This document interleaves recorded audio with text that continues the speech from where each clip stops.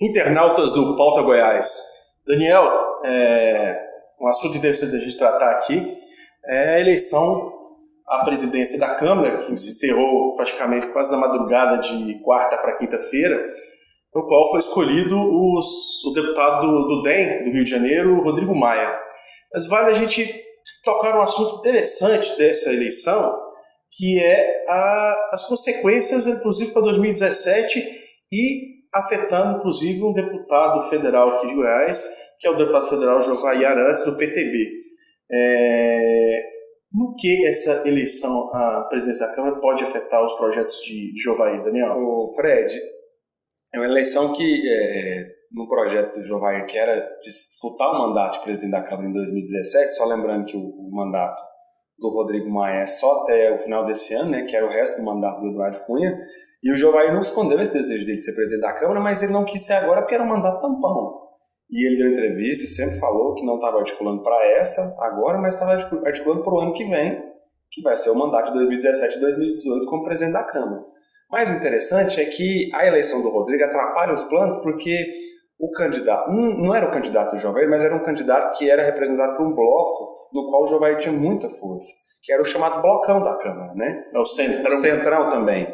O Centrão da Câmara, que tinha que reunir vários partidos e tinha muitos parlamentares, muitos mesmo, né? E um grupo que o Eduardo Cunha tinha uma ascendência, exatamente, né, forte. E curiosamente, o Rogério Rosso, que foi o candidato desse bloco, né, do Centrão, ele foi o presidente da comissão de impeachment na Câmara e o Jovair foi o relator. Então, assim, mostra a proximidade dos dois. O Jovair nunca escondeu essa proximidade dele com o Eduardo Cunha, nem o Rogério Rosso, tanto é que o Rosso foi apontado por muita gente como candidato do Eduardo Cunha, que... Uma coisa que provavelmente tem atrapalhado ele, né? Exatamente. Que acabou reunindo todo mundo, até o próprio PT, em torno da candidatura do Rodrigo Maia. Então, nesse sentido, é uma derrota de um blocão, de um bloco chamado Centrão, que tinha sua representatividade, tinha força, reunia muitos partidos, reunia muitos parlamentares, mas que na hora necessária de mostrar a força mesmo, ele mostrou que tem muita gente, mas a coesão e a união dentro dele é facilmente derrubada, né? É um famoso castelo de cartas, né? Qualquer ventinho acabou derrubando, e foi o que aconteceu.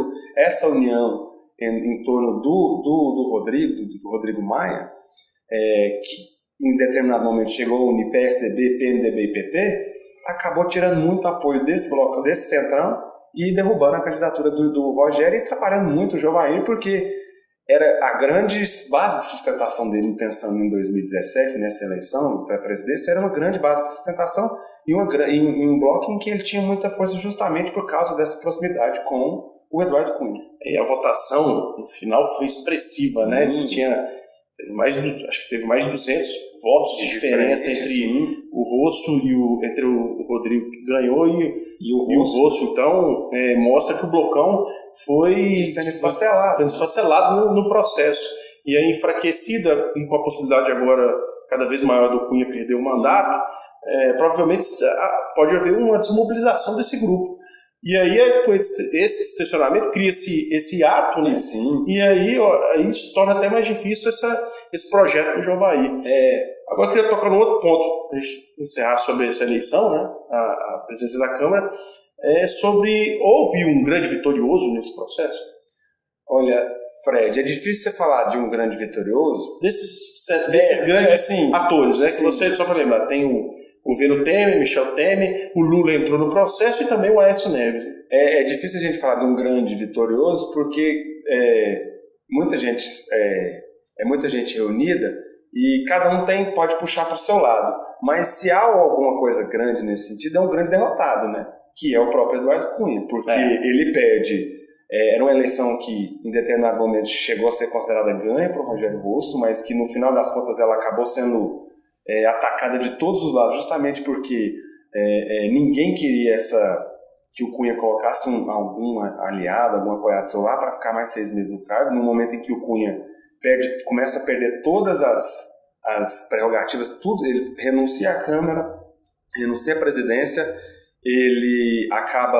A CCJ aprovou. A CCJ aprova nessa quinta-feira rejeita, na verdade, o parecer dele, né, que era favorável a ele. Então ele vai para o plenário e com uma votação aberta no plenário é muito difícil ele escapar da cassação.